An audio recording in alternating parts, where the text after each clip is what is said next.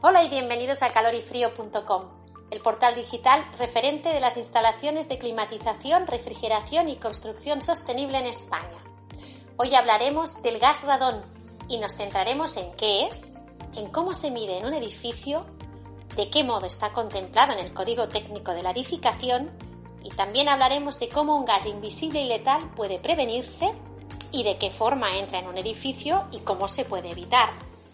Esta información forma parte de un artículo elaborado por Oliver Style, máster en Ciencia, Arquitectura y Estudios Avanzados de Medio Ambiente y Energía por la Universidad East London Centre of Alternative Technology en Gales para calorifrío.com.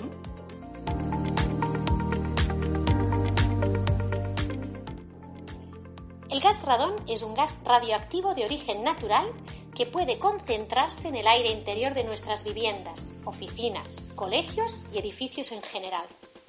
Es actualmente la segunda causa más importante de cáncer de pulmón después del tabaco. Y se caracteriza por ser incoloro y sin sabor ni olor. Se produce a partir de la desintegración radioactiva natural del uranio, presente en muchos tipos de suelos y rocas. Este documento focaliza su mirada en los aspectos más importantes vinculados a la medición del gas radón en los edificios, así como en su prevención, con el fin de proteger la salud de las personas y reducir los riesgos en zonas de alta incidencia. Pero, ¿cómo se mide el gas radón en un edificio? Para empezar, es preciso destacar que este gas se mide en bequerelios, una unidad de medida vinculada a la radioactividad. Un bequerelio corresponde a la transformación o desintegración de un núcleo atómico por segundo. En el aire se mide la concentración de radón por el número de transformaciones por segundo en un metro cúbico de aire. El nivel de referencia medio anual nacional que establece la OMS en su manual de la OMS sobre el radón en interiores, una perspectiva de salud pública, es de 100 bequerelios por metro cúbico. Cuando este nivel no pueda alcanzarse debido a las condiciones específicas de cada país, el nivel no debería superar los 300 bequerelios por metro cúbico. Los dispositivos de medición de radón se dividen entre detectores pasivos y activos, con un rango de incertidumbre de entre 8 y 25% según el tipo de dispositivo. Los dispositivos más comunes suelen ser pasivos, que tienen un precio menor que los activos e incorporan sensores de trazas para partículas alfa o cámaras iónicas de electreto para medir la concentración. Como la concentración del gas en el aire interior puede variar de manera importante a muy corto plazo, en apenas horas, se recomienda realizar mediciones a más largo plazo, por ejemplo durante 3 meses. Si el inmueble cuenta con un sistema de ventilación o renovación de aire, es conveniente realizar la medición con el sistema apagado y con el sistema encendido, en ambos casos durante un tiempo prolongado.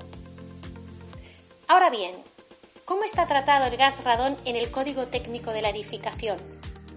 El Código, en su documento básico sobre salubridad, en su actualización de diciembre de 2019, en el apartado Protección frente a la exposición al radón, establece por primera vez un ámbito de aplicación y una exigencia en relación al gas radón con un nivel de referencia para el promedio anual de concentración en el interior de los locales habitables de 300 bequerelios por metro cúbico, el triple de lo que recomienda la OMS.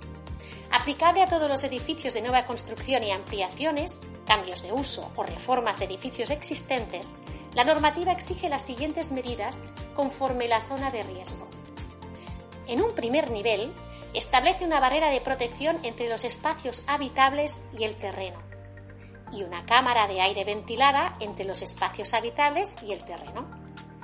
En un segundo nivel, insta a posibilitar una barrera de protección entre los espacios habitables y el terreno, y también un sistema adicional de protección que consiste en, por un lado, una cámara de aire ventilada entre los espacios habitables y el terreno, y por otro lado, un sistema de despresurización del terreno que permite extraer sus gases. Ahora bien, ¿cómo entra el gas radón en un edificio y por tanto cómo se puede evitar? Pues entra por las fisuras y aperturas en los cerramientos, principalmente por los que se encuentran en contacto con el terreno, soleras o muros de contención, de modo que la concentración del gas suele ser más alta en las plantas inferiores o bajo rasante, como sótanos o plantas bajas.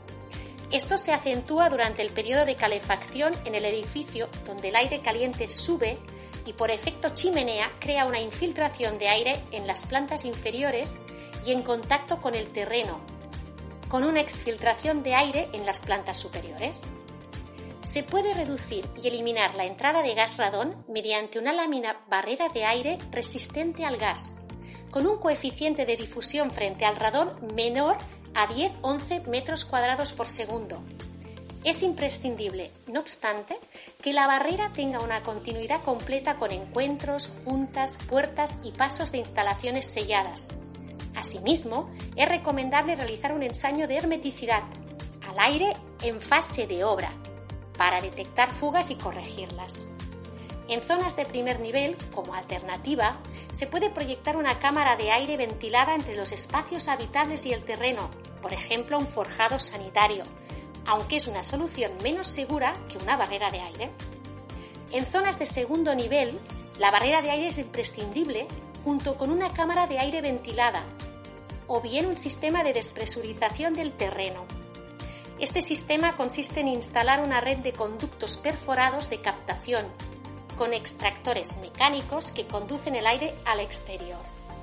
Este sistema presenta los mismos inconvenientes que la cámara ventilada y adicionalmente depende de un sistema mecánico, siendo esta solución aún menos segura y robusta que la cámara ventilada.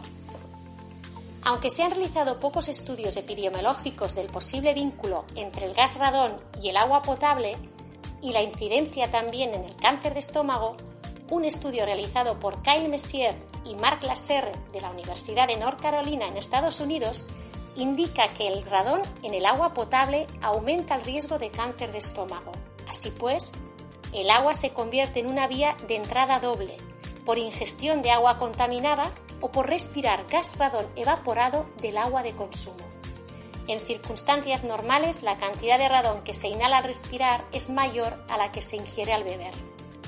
Se puede reducir y llegar a eliminar el radón en el agua potable mediante filtros de carbón activado granular, aunque hay que tener en cuenta que el filtro en sí puede acumular radioactividad y debería de ubicarse fuera de la envolvente térmica, en un garaje, por ejemplo, cuidando su tratamiento como residuo tóxico al final de su vida útil.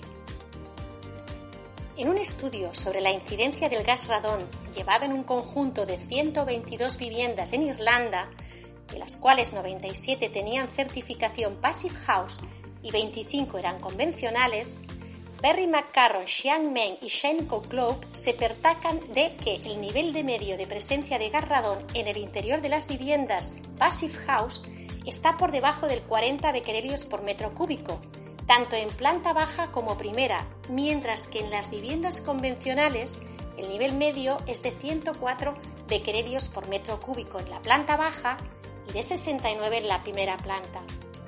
Las diferencias muestran claramente la eficacia de una barrera de aire para prevenir la entrada de gas radón, puesto que uno de los requisitos para la certificación Passive House es tener un nivel de infiltraciones de aire muy concreto, comprobado mediante un ensayo de hermeticidad conforme a la UNE 13829.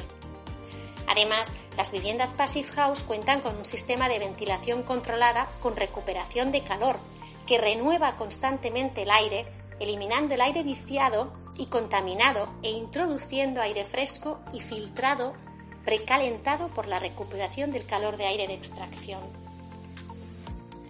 A modo de conclusión, incidir en que es sorprendente que el gas radón haya pasado desapercibido entre profesionales del sector, administraciones y profesionales sanitarios considerados su letalidad. Gracias a una mayor concienciación al respecto, junto con la nueva actualización del Código Técnico, ya no podemos obviar la necesidad de tratar, medir y prevenir la entrada de radón en nuestros edificios.